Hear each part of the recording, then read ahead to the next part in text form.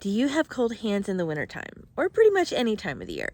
If you do, I'm going to show you how to make these really awesome reusable hand warmers. They're going to keep your hands so toasty. So if you've got some scrap fabric and some rice at home right now, you can make these hand warmers. I've got two different styles to show you how to do. And then as a bonus, I will give you a link to how to make a cute little lip balm holder with the rest of this flannel shirt that I use to make my own hand warmers. Okay, since I'm using a old flannel shirt, I'm going to use the sleeves because it is a smaller piece of fabric. I need 2 pieces of fabric for each hand warmer, and those are going to be about 4 inches by 4 inches.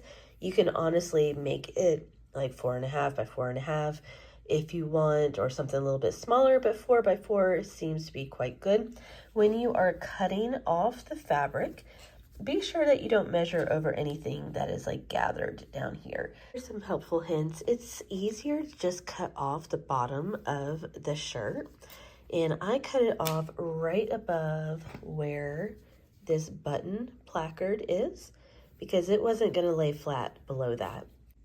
All right, so for this method where I'm gonna do some zigzag edging, you're not gonna have to turn this hand warmer inside out. So we're going to leave the correct side, the right side, the pretty side of fabric, however you wanna call it. That side is gonna be facing out. So I'm gonna go through using a 1/2 inch seam allowance, and I'm gonna stitch all the way around 3 complete sides, and then leaving probably about an inch gap right here on one side so that I can fill it in with rice.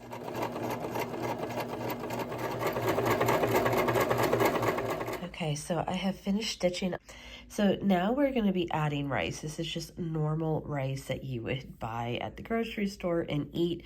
I'm going to be doing 1/4 cup in each of these. I don't suggest doing any more because you want it to be soft and pliable like this one is, and that can be moved.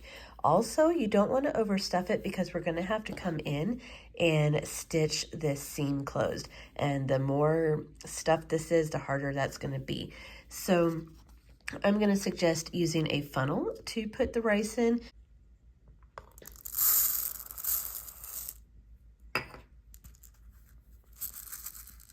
Okay, so now we have 1/4 cup of rice in here, and you can see about how much it is filled up. On this other one that I did, I put about 1/3 cup in here. I have to say, I like how it's stuffed, but I did have a problem trying to get it sewn shut. It was just a little bit too tight. So what we're gonna do is you want that rice to kind of be all the way on one side. And then we're gonna come through and finish stitching right across there.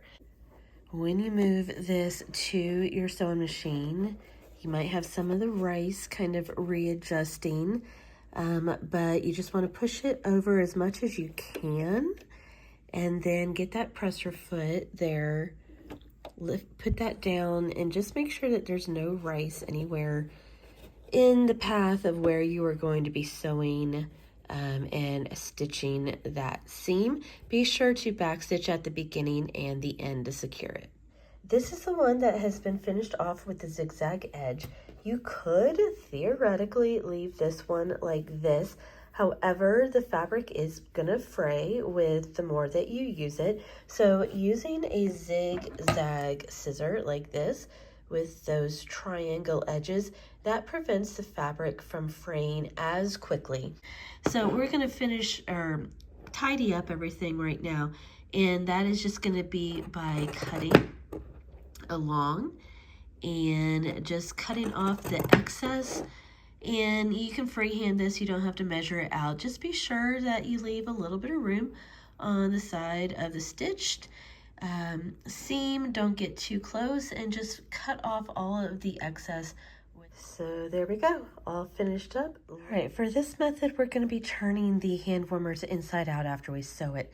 So you would want the wrong sides of the fabric facing outwards. Now for my flannel shirt, it's really hard to tell what is the right side, what was the wrong side. Let's just assume that this is the wrong side. And so you would want to put the wrong sides out on both the front and the back. And we're going to do the exact same method as before, where we're going to sew a little bit and then sew all 3 sides and then a little bit up here. You're going to probably want to leave at least about 1.5 inches to 2 inches open on this side though, just so you have enough room to turn it inside out. Be sure to back stitch at the beginning and the end of the stitching, because you are going to be tugging on this a little bit as you turn it inside out.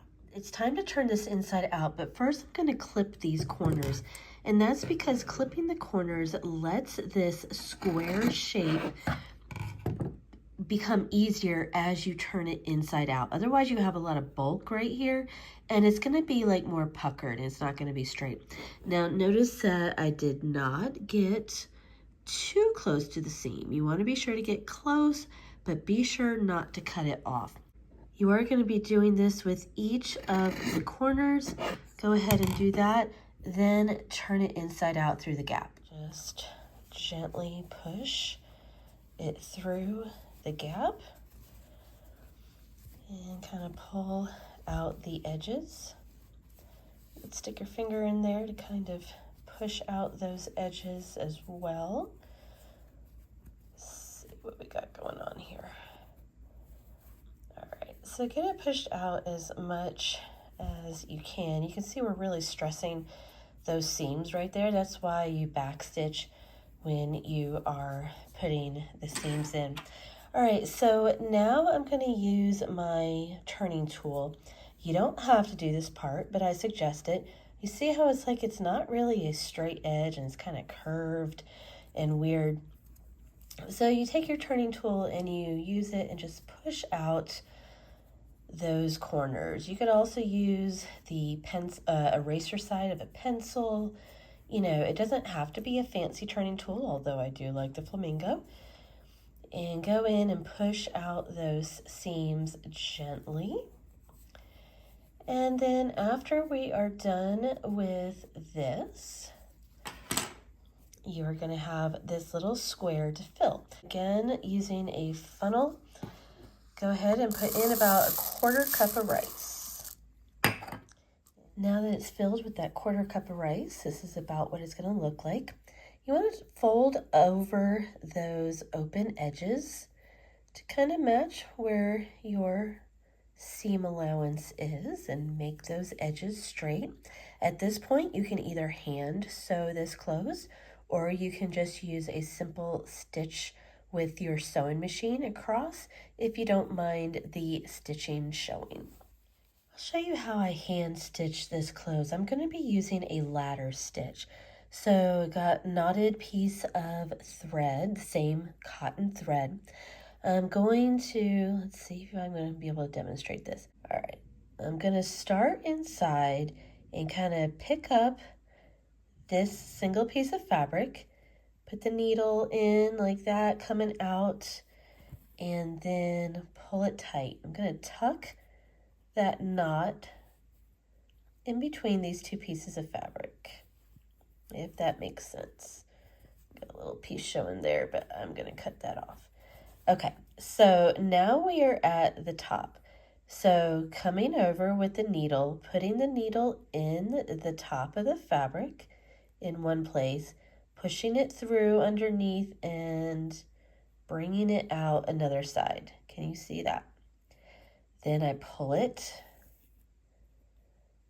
and you can see that you don't see any stitching. Then coming over on the other side, putting the needle in just so it catches right underneath the fabric, pushing the needle in just a little bit under that groove, and then pushing it back out, and then pulling the thread. Then you can see, well, you can kind of see it. You're not supposed to see it. I guess if I pull it tight, yeah, there you go. I made kind of too big of a stitch. If I pull it tight, you can't see it. It's hard to demonstrate this, but I'm going to try. So again, I'm going to put in that needle and just a little bit just underneath that fabric in that groove, going just a little bit this time, not as big of a stitch, pulling it out and tightening it. So if that makes sense, you're just going to do that all the way up and down, then knot it up here. Okay, as another bonus, I have got these cute heart hand warmers. I'll have a free pattern for those. I'll put a link in the description below. Also, be sure to see how to turn an old flannel shirt cuff into a really cute lip balm holder. I'll also put a link to that tutorial in the description below.